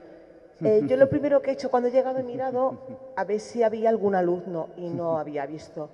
Y cuando he empezado a hablar, aunque yo soy muy mala para el oído, yo he dicho, esa voz yo la reconozco. Entonces, a propósito de tu última reflexión, compañero, lector y ciudadano del mundo, solamente, como decía hace muchos años un gran amigo mío, que por desgracia ya no está con nosotros, si tú consigues, como docente o como ciudadano, la llama en una sola persona, eso ya es mucho. Yo soy docente. 1000 millones de veces he deseado que me hubiera gustado menos mi profesión, porque cuanto menos sufriría. Pero por casos como el de Sofía, os puedo asegurar que vale mucho más todo eso, que lo ha hecho ella sola, que os puedo asegurar que ningún profesor le hemos ayudado en la reflexión, ha llegado por sí misma, porque tiene una cabeza y un corazón inmensos, y mucho de ello no lo damos en la escuela, no lo damos en los institutos ni en las facultades, viene del hogar. Nosotros continuamos lo que viene del hogar. Gracias a este tipo de ciudadanos que van a ser nuestro futuro y son ya nuestro futuro, como están demostrando en Valencia, merece la vida y merece la pena esta profesión que está tan ninguneada, por desgracia. Y para mí, personalmente, os puedo decir, y perdonad que os tutee si me dais permiso, que a mí personalmente me llena de mucha más satisfacción todo eso que la mejor paga de Navidad. Y estoy segura que mi compañera y amiga Amparo, que está por aquí, opina exactamente igual, y como nosotras, la gran mayoría. Entonces, Nando, primero, Sofía, darte las gracias de todo corazón. Darte las gracias a ti, Nando, por ser tan valiente en esa escritura. Y no te puedo nada más que decir que no puedo estar más de acuerdo contigo siempre. Yo te descubrí gracias a mi hijo, porque en cuarto de la ESO él leyó Nadie nos oye. Qué bien. Y yo cuando le vi leyendo lo que se lo... A ver, él era muy buen lector, ahora lee menos, pero era muy buen lector. Yo cuando vi que se lo leyó en una noche y parte de la mañana, dije, me lo voy a leer. Cuando yo me leí esa novela, dije, ostras, esto tenía que ser de obligado cumplimiento. Pero de obligado cumplimiento no haciendo luego exámenes. No. Lo has dicho, lo has descrito perfectamente. Voy a terminar, que me enrollo, pero creo que me entendéis. Si no fuera por estos momentos, la literatura, la lengua, la docencia, la vida carecería de muchos sentidos. Yo llevo 25 años viviendo aquí en Fuenlabrada y trabajando en Fuenlabrada durante muchos años. Yo cuando me vine aquí a vivir, y venía de Móstoles, yo siempre dije que yo no quería vivir en una ciudad dormitorio, que yo quería una ciudad con cultura. Y afortunadamente somos conscientes de la cultura que tenemos en la zona sur, que somos conscientes. La única condición que yo puse para venirme aquí es estar cerca del tren y de un centro cultural. Y tuve la gran suerte que a continuación se proyectó el Tomás y Valiente. No digo más. La pena que siento, o sea, Maika lo ha dicho muy bien, hay mucha gente aquí, pero también hay mucha gente que no está. Y a mí eso me da vergüenza ajena y me da mucha lástima, porque son horas a las que más o menos todo el mundo podemos acudir. Si yo como docente he conseguido a chicos de Humanes, con todo el respeto a Humanes de Madrid, que su única prioridad era el fútbol, han cedido a un entrenamiento de fútbol con lo que supone para un chaval de 15 años eso, y ha acudido cuando esto era a las 8 y pico de la tarde, me da vergüenza que solamente tengamos hoy, pero vamos, tenemos una joya, pero que solamente tengamos a Sofía. ¿Me explico? Bueno. Entonces, la cultura es muy importante. Y gracias por hacerla viva y por hacerla posible. Y también, y ya termino con lo que ha dicho el compañero, anímate, Nando, a hacerlo a los pequeñinos. Es fundamental. Y ya os juro que concluyo. Los chavales entienden mucho más, los pequeños, no me estoy refiriendo a las edades de los adolescentes, los chavales pequeños entienden mucho más y mejor y están más preparados y más predispuestos a los cambios que muchos de nosotros como adultos. Yo siempre se lo digo a ellos y Sofía es testigo. Yo les digo a ellos, yo vengo aquí a enseñaros humildemente, pero me enseñáis vosotros tanto o más. Los chavales enseñan mucho y son muy receptivos si nosotros como adultos dejamos que lo sean. Pues muchas gracias. Gracias a ti, gracias a todos. Muchas gracias. Bueno, yo de lo que has comentado, bueno, solo dos cosas. Lo primero, agradecer que seamos tantas personas hoy aquí, que de verdad que movilizar esto no es nada fácil. Y es más, yo cuando venía lo comentábamos, ¿no? Y nunca sabes si va a haber 5 personas o va a haber una sala llena como la que tenemos hoy, o sea que eso ya es más que celebrable. El mundo adolescente también hay que entender que, y lo sabes bien por ser profesora, yo no les culpo cuando no están en cosas como esta porque les invitamos menos y porque también es una edad en la que te tiene que interesar mucho, te tienes que enterar mucho. Sabéis que a veces ellos también rehuyen el mundo adulto, ¿sabes? Como prefieren ir a espacios propios. Bueno, es complicado, ¿no? Pero tienen de verdad que tienen más interés, y tú lo sabes bien, que además los has defendido muy bien en tu intervención. Yo creo que tienen más interés del que creemos, pero desde otros lugares a veces, ¿no? Les es más cómodo en otros foros, eso también es así. Y sobre la docencia, pues volviendo un poquito a la novela, es que realmente esa labor y esa pasión que tú has puesto y ese amor por tu alumnado, ¿no? Que ha quedado clarísimo y que yo creo que al final es la mejor, es verdad que es la mejor paga, aunque ello no quita, ¿no? Que creo que la docencia debería estar muchísimo mejor remunerada y muchísimo más reconocida, y es un gran problema que tenemos, creo, como sociedad, ¿no? Que los profesionales sanitarios y educativos no tienen el reconocimiento que merecen, y esto es así, y es difícil tener una sociedad sólida sin ese reconocimiento también económico, porque vivimos en una sociedad capitalista y salvajemente capitalista, ¿no? Y al final eso también genera un desnivel injusto, ¿no? Sobre todo por todo ese sacrificio que requiere ambas profesiones, ¿no? De tiempo, esas horas no pagadas de la enseñanza, que no están recogidas en ningún sitio, pero que al final hacemos muchas más, ¿no? Y yo creo que en eso hay que seguir insistiendo, en que, claro, como se valen, yo creo que al final en la educación y en la sanidad hay un componente, como tú has dejado claro, vocacional, pero se valen de eso para exigirnos muchísimo y a cambio no reconocerlo lo suficiente, ¿no? Y ahora mismo que tenemos un contexto tan complicado, donde no solo estamos dando clase de lengua y de matemáticas, estamos teniendo situaciones graves de salud mental, situaciones graves de violencia familiar, tenemos que resolver un montón de cosas que nos superan, tenemos protocolos de suicidio e intentos de suicidio abierto prácticamente en todos los centros escolares, profesores y profesoras formándose a marchas forzadas porque si ocurre algo saben que la responsabilidad legal va a ser suya a pesar de estar intentándolo. O sea, creo que también aprovecho un poco tu intervención para reivindicar que esa parte ahora mismo no está ni reconocida, ni agradecida, ni suficientemente bien apoyada con los recursos necesarios, ¿no? Estamos haciendo malabares en las aulas cuando no debería ser así, ¿no? Y luego, pero termino enseguida, y luego, aparte de eso, o sea, un poco recogiendo lo que tú has dicho, ¿no? Que yo creo que ese amor que se da en las aulas debería ser reconocido, ¿no? Y apoyado.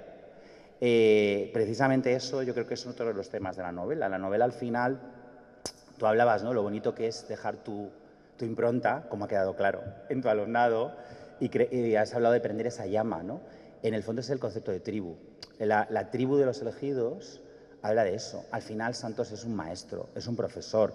Es más, hay un momento donde se lo dicen. Lo que pasa es que yo también quería hacer un homenaje a las maestras y los maestros de esos años. ¿Qué decir de esas maestras de la República represaliadas, encerradas, ¿no? ¿Cuánta gente de este país, gracias a esas maestras, aprendió a leer y a escribir? O sea, mi propia abuela. Es decir, gracias a, de repente, esas maestras vocacionales, esa labor de la cultura, pues labores como la Barraca de Lorca, de la que se habla aquí, yendo por esos pueblos para llevar el teatro, para que el teatro no fuera un lujo, ¿no? Y que pudieran disfrutarlo cualquiera.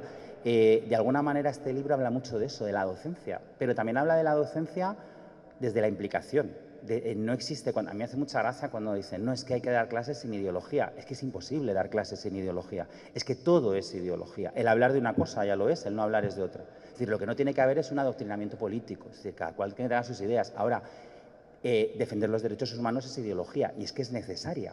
Es que tiene que estar en el aula. Es que yo no puedo educar sin una mirada antirracista. Y si yo estoy leyendo un texto del Siglo de Oro donde de repente aparece un comentario racista u homófobo, como son muy frecuentes, tengo que hacerlo notar.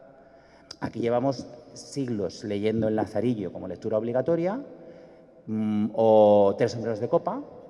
Bueno, pues en los dos hay elementos racistas que forman parte de su contexto cultural. Yo no digo que los reescribamos, ahora tengo que hacerlos notar porque voy a tener alumnos y alumnas que ya tienen otra mirada. Creo que sí que hay una labor ahí, ¿no?, de implicación, que es de lo que se habla también aquí. Hay un momento donde, no sé si es Santos, dice, no se puede empuñar una tiza sin empuñar unas ideas. Y es que es así, porque tú estás siendo, no solo por lo que dices, estás siendo referente delante, ¿no?, de tu alumnado. Entonces, en el libro, si os dais cuenta, el tema de la enseñanza está muy presente. Esto no es una casualidad. El padre de Asun, ¿no?, también se habla de ello, ¿no? Y luego hay algo, ya entrando en la tribu, en cuanto a la estructura, que no sé si habéis notado, en esta novela no hay nada casual tampoco en la forma. Santos es un nombre de origen religioso, ¿no? Asun es un nombre de origen religioso, forman una tribu de los elegidos y sus libros sagrados son libros teatrales. Pero en cierto modo, si os dais cuenta, toda la novela está construida como una especie de evangelio laico, en realidad. Incluso con un sacrificio final, ¿no?, o con una muerte final. O sea, yo jugué mucho con eso porque también estamos hablando de una sociedad donde el peso de esa iglesia más conservadora, ¿no?, esa moral terrible, ¿no?, y completamente castrante, que es la que impulsa esa ley del 54, ¿no?, la que considera, ¿no?, es que hay que meterlos, hay que encerrarlos porque son enfermos, porque son antinatura, porque son... yo quería jugar con ese lenguaje religioso y darle la vuelta. O sea, no hay nada casual, ni siquiera en los nombres de los personajes, ¿no? Y que Santos se llame Santos, evidentemente tiene un porqué, ¿no? Y tiene que ver también con eso. Y la idea de la tribu, para mí, era hablar de eso, ¿no? Hablar de la educación en un sentido muy amplio, ¿no? Los libros nos educan, las pelis nos educan, momentos como este, ¿no?, el compartir, el escuchar, el estar. Al final somos los libros que leemos, ¿no?, también las pelis que vemos, somos toda la cultura que vamos consumiendo, se nos va quedando en pedacitos y va construyendo nuestra biografía, ¿no? Ahí, otra de las cosas que me gustaba de la novela era hablar de cómo esos libros que tenemos en nuestras casas nos definen, ¿no? Si os dais cuenta, la historia de amor, por ejemplo, de Alonso y Santos transcurre en las estanterías, ¿no?, cogiendo libros y acariciándose a través de los libros. Y yo tengo la manía, cuando a mí me invitan a una casa, lo primero que hago es ver qué libros tienen, ¿no? Por supuesto, primero si hay libros míos y luego ya... Una vez que me he cerciorado de que sí, que es una casa decente, ya miro el resto de títulos, ¿no? Y sospecho mucho cuando no hay libros, me genera mucha inquietud una casa sin libros. No sé, no digo propios, porque hay gente que por desgracia a lo mejor no tiene acceso a ellos, pero tienes los libros de la biblioteca o ves, me inquieta cuando no veo libros, ¿no? Y también me parecía bonito el hablar de nuestra memoria bibliográfica desde los libros. Él tiene sus 5 elegidos, ¿no? 5 obras de teatro con 5 mujeres que rompen las normas por 5 motivos distintos. Pero yo cuando lo escribía pensaba en los que yo tengo a mi alrededor, lo que significa cada uno, y también una de mis ideas con este libro es que cada cual que lo haya leído haya pensado en qué libros os han marcado, cuáles serían vuestros elegidos, qué libros y de dónde han venido, quién os los ha regalado, los habéis comprado, los habéis descubierto. O sea, creo que eso es también algo muy bonito para contarnos, cómo nos cuentan nuestros libros, ¿no? Más allá de lo que hay dentro del libro, el propio objeto, o esos libros que te cuesta volver a coger porque vienen de alguien que ya no está, o vienen de alguien con quien te dejaste de hablar, o vienen de alguien que te traicionó, o lo contrario, ¿no? Esos libros que abres y es como volver a un lugar feliz, ¿no? Y ya por cerrar como anécdota, pues si alguien más quiere intervenir, que nos quedan como 5 minutos, algo muy bonito que me pasó, que tiene que ver con lo que tú has dicho, ¿no? Me descubriste por tu hijo. Mira, es de las cosas, cada autor y cada autora presumirá de las suyas. Yo de algo que presumo y que me hace muy feliz es de esa lectura intergeneracional. A mí me parece maravilloso porque nunca saben dónde colocarme. Además es muy divertido cuando publico una novela juvenil. En la prensa siempre ponen el dramaturgo Nando López, cuando publico teatro siempre ponen el novelista juvenil y cuando publico adultos el dramaturgo. O sea, nunca estoy en el lugar correcto, pero da igual, porque estoy de alguna manera. Pero este año, por ejemplo, en la Feria del Libro de Madrid, que por cierto es un lugar donde algunas de las personas que estáis aquí estuvisteis y no sabéis lo que agradecemos los autores y autoras que vayáis, porque ese momento detrás del stand en el que no sabes si va a venir alguien, no va a venir nadie, te sientes rarísimo y finges estar sonriendo y muy divertido aunque no haya nadie delante, es más duro de lo que parece. Bueno, vino una señora con su nieta a comprar 2 libros. La nieta, Los elegidos, y esta señora, El río de las primeras veces, que es una novela juvenil. Y la frase fue, me lo dijo la nieta, era: es que yo quiero conocer mejor lo que vivió mi abuela y ella dice que quiere conocer lo que estoy viviendo yo. Yo creo que es de las cosas más bonitas que a mí me han pasado, y no solo en la Feria del Libro, sino como escritor. Ese momento de compartir, y creo que eso es una ventaja, se desprestigia mucho la literatura juvenil, es más, yo estoy muy agradecido a un autor que también hace juvenil se le invite a un café como este, ¿no? Desde las bibliotecas de Fuenlabrada, porque normalmente no se nos da un lugar, y creo que el trabajo de lo infantil y juvenil hay que reivindicarlo mucho.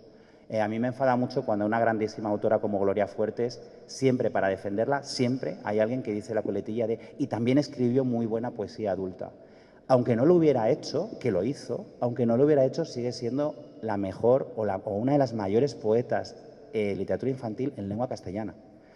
Conseguir eso es algo grandioso, es muy difícil escribir bien literatura infantil en concreto, que es algo que yo además no hago, y llegar al nivel de Gloria Fuertes, pero siempre lo justificamos. No he escuchado a nadie nunca en un país nórdico decir que Andersen era estupendo porque también escribió cuentos para adultos. Andersen es un gran autor y ya está, y no se le ponen adjetivos. Sin embargo, a otros autores y autoras, particularmente a los nuestros, se lo ponemos, ¿no?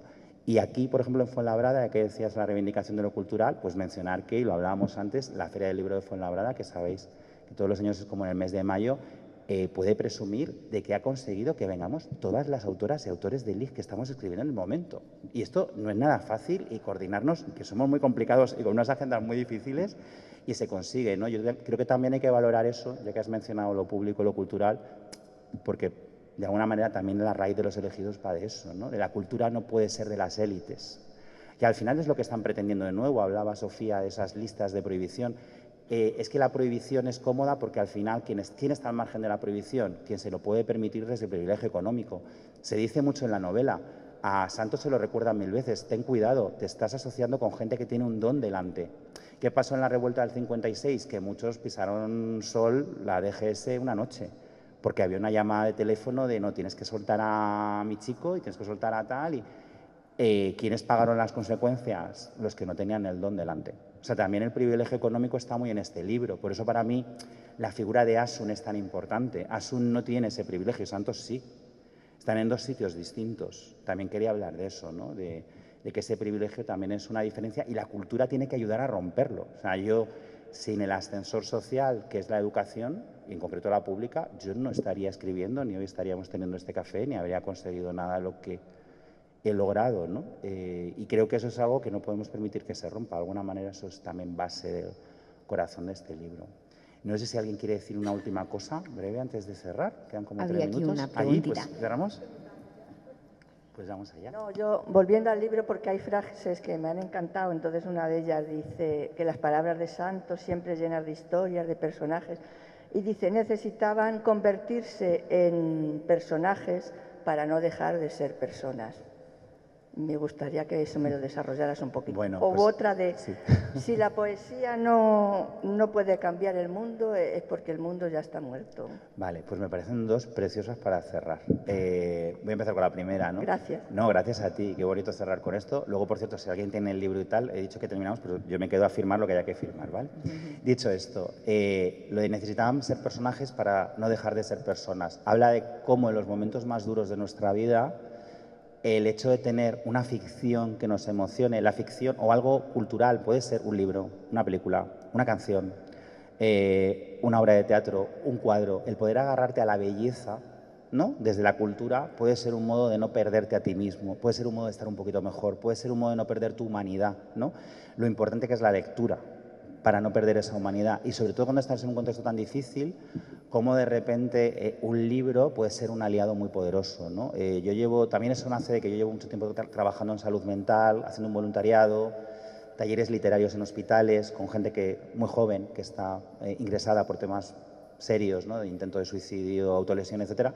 Y llevo años comprobando cómo el encontrarse en un personaje les ayuda a hablar de ciertas cosas, les ayuda a trabajar luego en terapia con sus psicólogos y psiquiatras ciertas cuestiones, ¿no? Cómo la literatura nos sigue ayudando a ser personas, ¿no? Y también nos humaniza. Mira, una de las experiencias más bonitas con Los elegidos fue el año pasado en Extremadura, en un centro penitenciario. Habían leído la novela, era un grupo muy diverso, había una parte del grupo que le había costado muchísimo, no la había terminado, había leído parte, pero la habían trabajado en un club de lectura y la habían trabajado tan bien que todo el mundo tenía una idea del libro. Lo que salió en ese encuentro, que evidentemente no puedo transmitir porque además salieron cosas muy, muy privadas, a mí me recordó el poder de un libro, pero a muchos niveles, ¿no? Y cómo vieron y cómo sacaron cosas que yo no sabía que había puesto aquí, pero de repente en ese encierro, en ese lugar, ¿no? Tan duro y tan adverso como pueda ser una cárcel, esta lectura les había acompañado de maneras que yo no podía ni siquiera imaginar, ¿no? Entonces, esa frase habla de eso, ¿no? Del poder de la lectura, de la literatura, de la cultura en general en los momentos adversos. Y creo que tenemos ejemplos, seguro que los tenéis. ¿Cuántas veces un libro no podemos decir que casi nos ha salvado la vida? A mí me la salvó Cernuda, gracias a mi madre, que llegó a mí, y cuando yo en ese año del bullying, en ese año de no saber quién era, y en ese año de decir qué raro soy, ¿no? Y en ese momento de soledad máxima, o sea, yo llegué a pensar algo tan absurdo e hiperbólico como yo estuve convencido de que yo era el único gay de Alcorcón. Luego descubrí que habría más, claro, pero durante un tiempo, como no teníamos referentes, y me salvó Cernuda, me salvó encontrarme en un poema de Luis Cernuda y empezar a investigar sobre Luis Cernuda y agarrarme a ese libro me cambió la vida, ¿no? Y de ahí viene también un poco el segundo, ¿no? Si la poesía no puede cambiar el mundo es que el mundo ya ha muerto. O sea, el día que un verso no resulte provocador, no nos resulte evocador, no nos emocione, habremos perdido todo rastro de humanidad. Y la prueba la encontramos tristemente en 3 de los grandes poetas de esos años, que resumen el destino, o 3 de los destinos de este país. Antonio Machado, el exilio. Miguel Hernández fue un asesinato inducido en la cárcel, se le dejó morir porque se le negó un traslado que necesitaba. Y Lorca, fusilado en una cuneta sin que sepamos ni siquiera dónde están sus restos. 3 poetas. Si la poesía fuera tan inofensiva, si fuera tan inocua, no habrían molestado tanto. Pero es que no lo es. Hoy en día no recordaremos el nombre de sus verdugos, pero si preguntáramos aquí, estoy seguro que sacaríamos un montón de versos de Lorca, de Machado y de Miguel Hernández. Incluso podríamos cantar alguna de las versiones musicales que se han hecho de sus textos. A fecha de hoy siguen conmoviendo, siguen provocando. No hay nada más emocionante, por ejemplo, que ver una versión de Bernarda Alba hecha en un instituto, con pocos medios, diciendo el texto como pueden, da igual. Pero la fuerza de esa obra es tan universal que cuando la dicen chicos y chicas de 14 y 15 años sigue sonando como si la estuviera diciendo el mismo Lorca, porque hay algo que les arrebata. Y es mágico comprobarlo cuando estás dando clase, ¿no? Entonces, de alguna manera, este libro es un homenaje también a todas esas poesías, todos esos textos, todos esos libros que nos han construido y que siguen siendo una referencia, ¿no? Y que además, conforme las vas leyendo, también tiene que ver con lo que decía Maika de la edad. Cuanto más lees ciertos textos, más te das cuenta de su grandeza. Yo confieso que yo no era un apasionado de Doña Rosita, que sabéis que es uno de los 5 elegidos. Me tuve que enfrentar a Doña Rosita para hacer una versión propia para que se estrenara en Washington, justo el año del 2020, el año de la pandemia, se estrenó justo después. Y de repente Doña Rosita, que para mí era un personaje un poco anodino dentro del mundo lorquiano, me pareció una rebelde maravillosa, que además lo que defiende es la belleza, defiende la no mediocridad y defiende mi realidad es mía y me da igual que pase el tiempo y me da igual lo que me digan, porque la realidad la construyo y la decido yo. O sea, en el fondo tiene mucho de Quijote a su manera. Y hay una defensa de la poesía que a mí me conmovió profundamente, ¿no? Y dije, qué valiente hay que ser para negarte como ella, a asumir todo lo que te están contando y a crearte tu mundo, ¿no? Y de eso habla. Por eso también la novela se abre, y casi voy a cerrar con ello, ¿no? Con la cita de Lorca, ¿no? De una entrevista, ¿no? Él lo que dice es, el artista, y particularmente el poeta, es siempre anarquista, sin que sepa escuchar otras voces que las que afluyen dentro de sí mismo. tres voces fuertes, la voz de la muerte, con todos sus presagios, la voz del amor y la voz del arte, ¿no? Pues todo eso vive dentro de la poesía. Por eso la frase lo que quiere decir es que el día que un verso, o como los de Lorca, como los de Machado, como los de Hernández, no nos remueva un poquito el alma, es que habremos perdido nuestra humanidad. Muchas gracias.